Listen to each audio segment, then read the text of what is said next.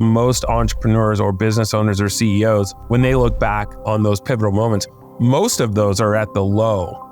And that was the case for me. It was having no money in my account, was having debt and responsibility, both in business and in personal life, and not knowing what to do. And you feel helpless and alone in those moments. If and when, because you always do get out of it, you get out of that hole and that rut, you use that feeling or that memory of that feeling to motivate you for the future. My name's Casey LeBlanc, serial entrepreneur, living in San Diego, multiple businesses, but my main one is escrow. So in the real estate space in Southern California, and also technology. So build technology for the escrow space. Born and raised in the Bay Area, live in San Diego, former college athlete who took some of those skills and abilities and tried to bring them into the business world. Gotcha. Can you start a little bit how you started your career before you got into that business? Like, what was the first business you kind of started? So I was actually selling mortgages to Wall Street, bundling them up and packaging them in high volumes and selling them to Wall Street when I right got out of college. And then from there, started to buy and sell small businesses, try to group them together and create economies of scale, and kind of learned through doing. So was really keen on trying new things, especially at a young age. Nothing to lose. I was a single guy and was creative and aggressive enough to ask people things. And so was it buying businesses with no money down and just doing seller carrybacks and just all kinds of different weird and creative ways in which you can get into business if you really just ask. So that was kind of how I cut my teeth, was started in sales and then kind of realized I wanted to build teams and community and started doing stuff with the kind of creating my entrepreneurial journey that way. Gotcha. So you get out of like school, you start as like selling mortgage bundles to the market, and how does that work?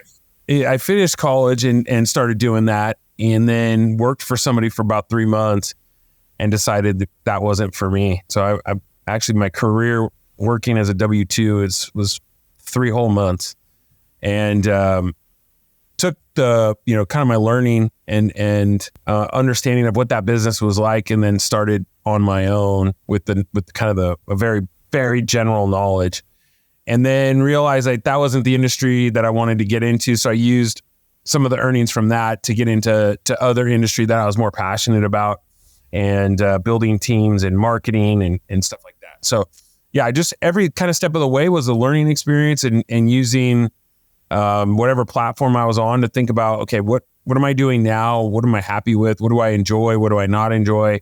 And then trying to springboard into something that could either be better or more beneficial to what I was doing.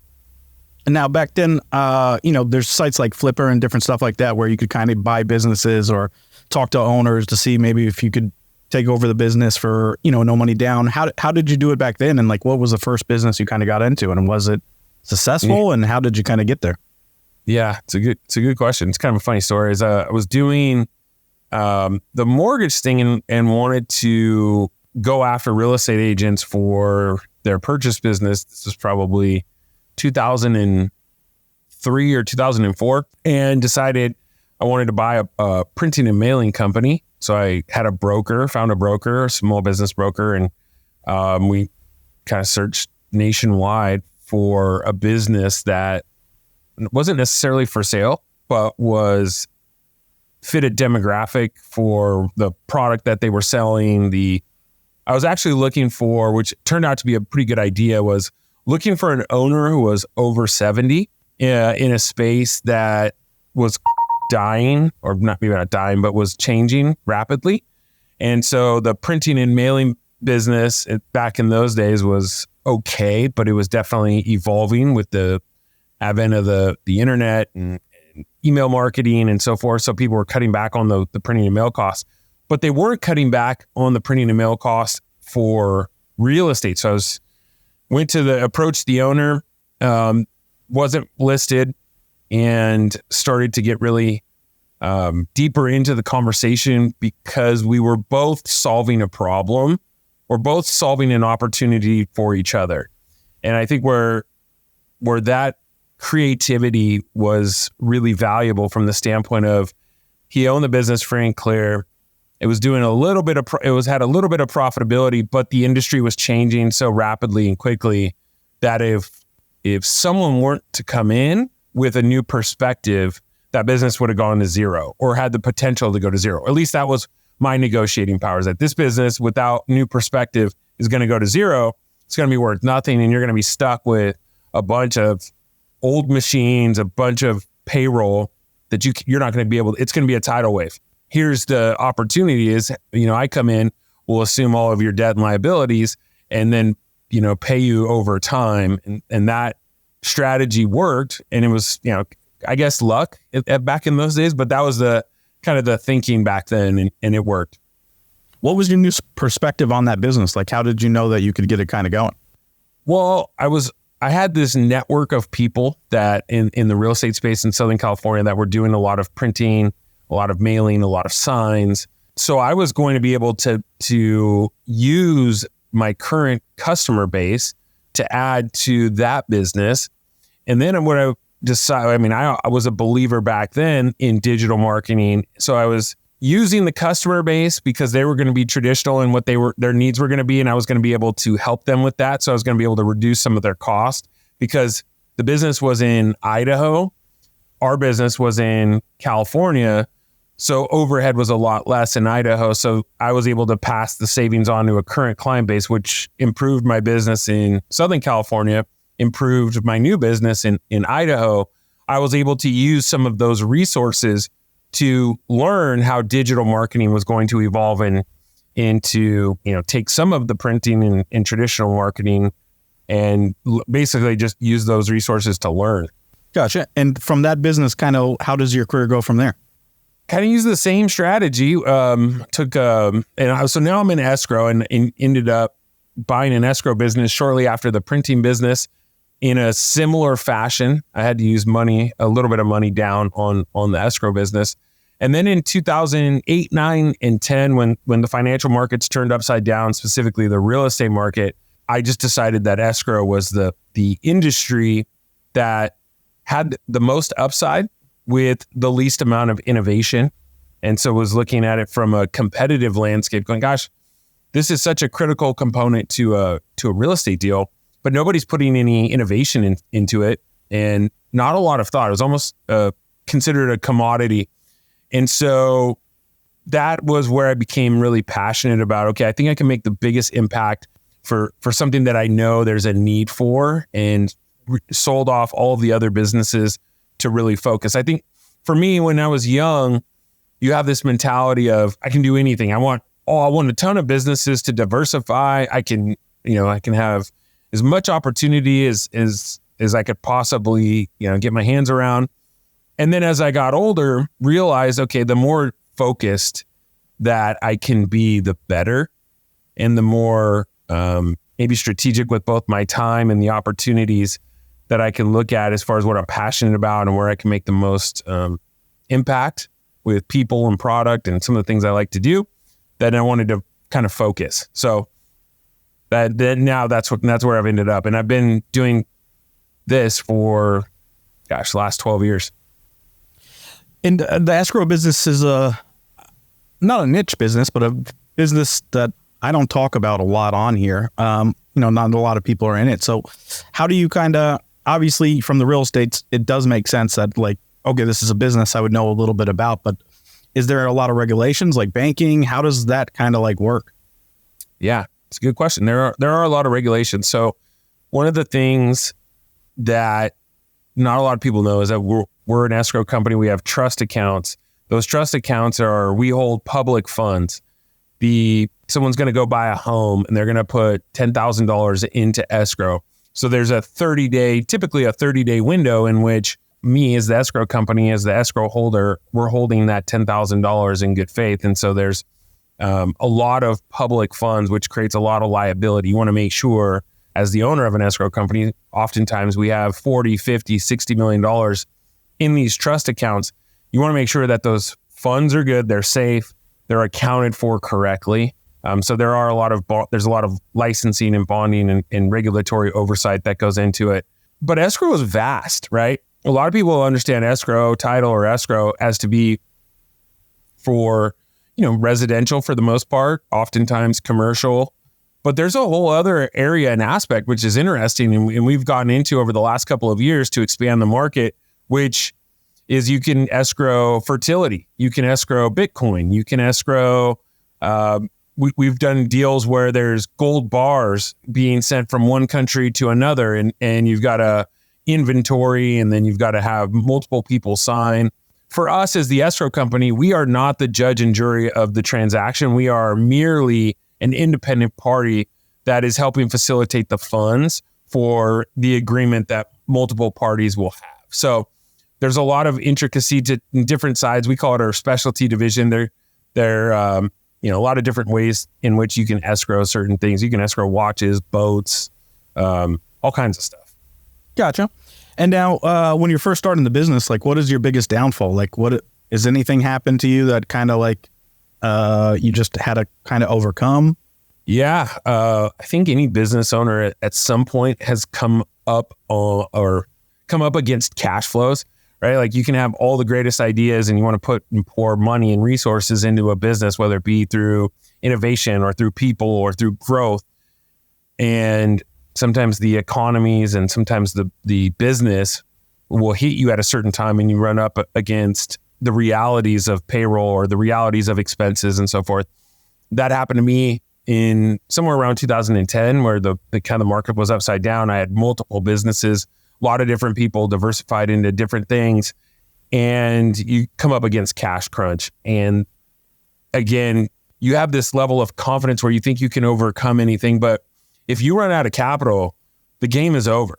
And I don't think I ever recognized that until it got so close that, you're like, oh, if you just come up with this realization of, wow, this, we are so close to the end, and I didn't really recognize it. So, then you start looking at, okay, once you get out of it, which is difficult enough, you say, what am I going to do now to make sure that this never happens again? Or if it does, at least I know why. As an example, like forward-looking cash flow analysis and certain things that are more advanced. And I wasn't really a numbers or finance person. I was more on the kind of sales and marketing, just grow revenue and you're going to be fine. But what I've learned as I've evolved over time as an entrepreneur is that the financial aspect of the business is super important when it comes to the growth of the business. You can outgrow your way out of business. And I didn't recognize a lot of these things at a young age. I think just through pure, confidence and, being naive and somewhat stupid, you just think you can do everything. And then when reality hits, sometimes you recognize that you can't do everything. And it's better to be educated and aware and have charts and some sort of understanding of the fundamentals of the business. So that's live and learn. Gotcha.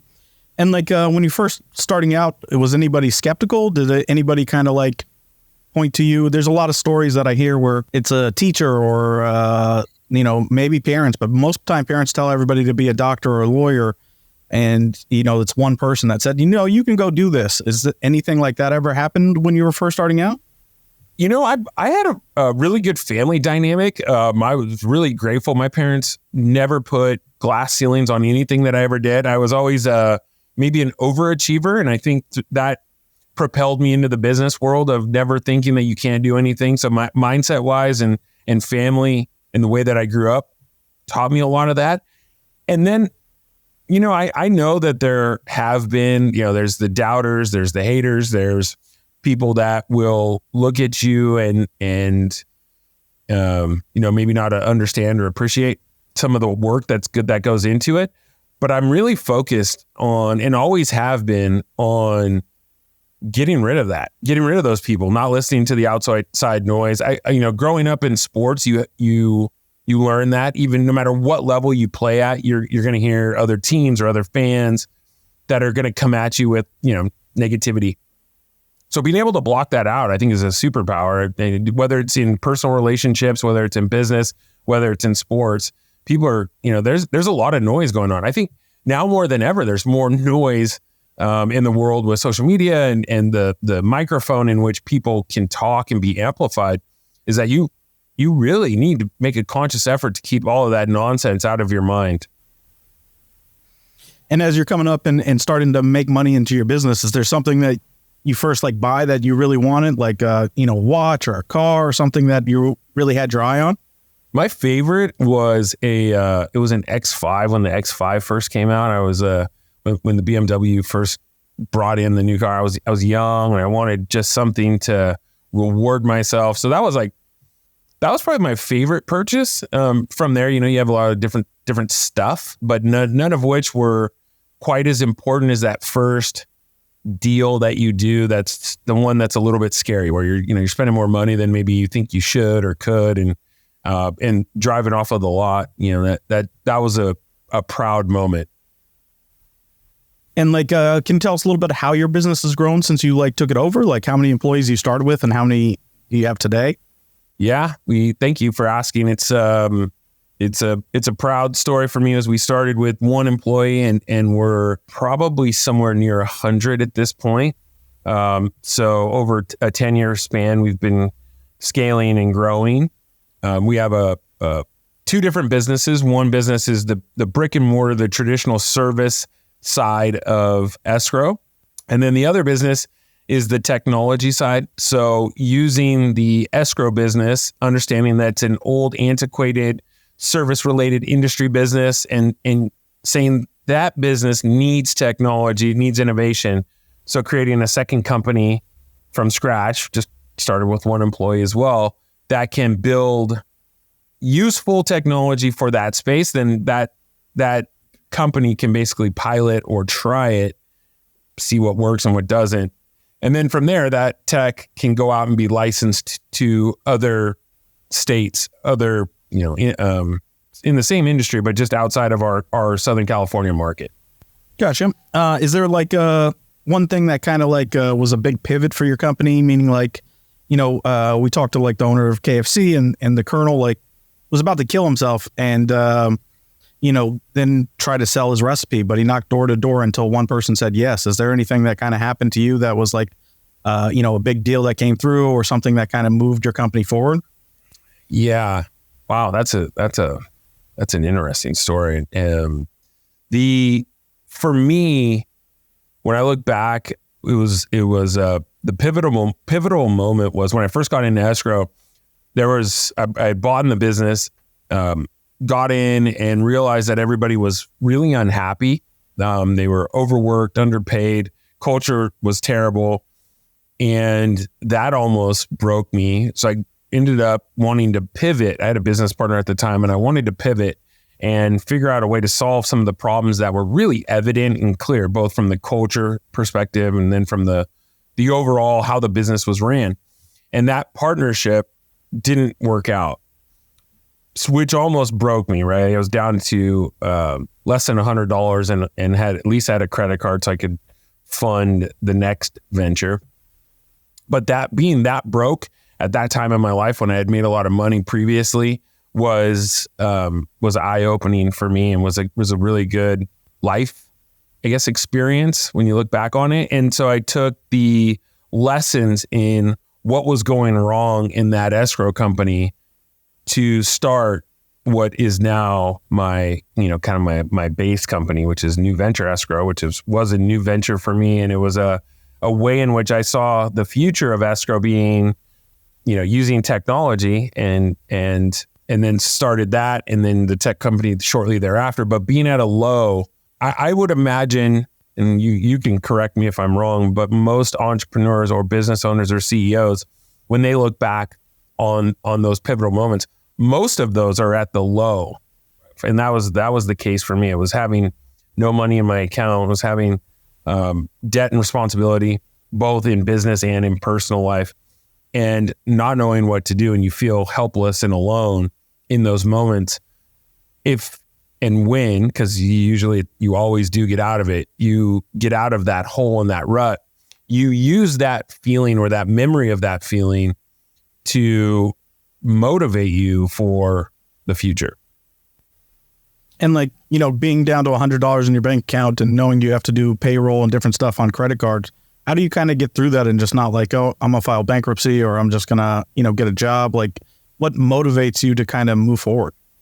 For me, I remember being at this time of the low, and it's just one day. It's just today, right? I'm wholly focused on today. So it's hard when you look at the totality of the depth of the hole that you're in. It feels overwhelming. Sometimes debt feels overwhelming. So you have to attack the day. And that means I was really focused on my energy levels first and foremost, because I felt like if I could attack the day so the day felt manageable, and then if I worked on how I felt, which is tough because you may not be sleeping enough, but you could not use alcohol, you could not eat like shit, you just eat good stuff, drink a lot of water, exercise and move around. I was managing. I knew that if I made enough phone calls, right, talking to people about either bringing in new money or selling stuff, that was kind of my KPI. So I'd focus on the day, then I'd make sure I was having a lot of conversations and I was making sure I was as healthy as I could be. That helped build a little bit of momentum. And what you're trying to do, at least what I was trying to do when I was in a hole, was find anything to build off of. Meaning, okay, if you're deep down in a hole, where's your first step? And then where's going to be your second step from your first step? So you can start to create a little bit of momentum to get out of it. And what advice would you give to your younger self if you could give them advice today? Oof. Yeah, that's a good one. I think lean into the things that you're good at and don't worry or focus as much on the things that you're not good at. When I was young and I was CEO and I was really young considering, I was always trying to, I was wearing a suit with a tie and trying to maybe act the part when nobody really cares about that. It was more of like leaning into the things that I naturally was good at or enjoyed, and then figuring out how to bring people in for the things that I wasn't good at. For, as an example, like bringing in a CFO or those types of things. So I was pretending that I knew everything when I really didn't, and having the confidence in the things that you're good at, and then bringing in talent and really smart people for the things that you're not either educated on or don't know about. Gotcha. And my last question would be like, what advice would you give to like a entrepreneur starting out? An entrepreneur starting out, that's a good question too. I really believe in, when you're an entrepreneur, is having an understanding on how you make money. And when I say make money, I don't mean necessarily profits, but how you drive sales. What are the things that lead up to revenue producing activities, and then tracking those? I feel like some of the entrepreneurial things that I've seen or have been put in front of me, people don't have enough emphasis and focus on revenue and growth. They focus a lot on the easy stuff, which can be operational. And so how people drive revenue, what clients or potential clients and prospects, what their needs and wants are, and how to build long-term relationships around those, so you have a sustainable business that can grow where there's revenue. I think revenue cures a lot of problems in business. The markets are going to market, and the understanding and depth around your KPIs on how you drive business is going to be really critical, no matter what the market is doing.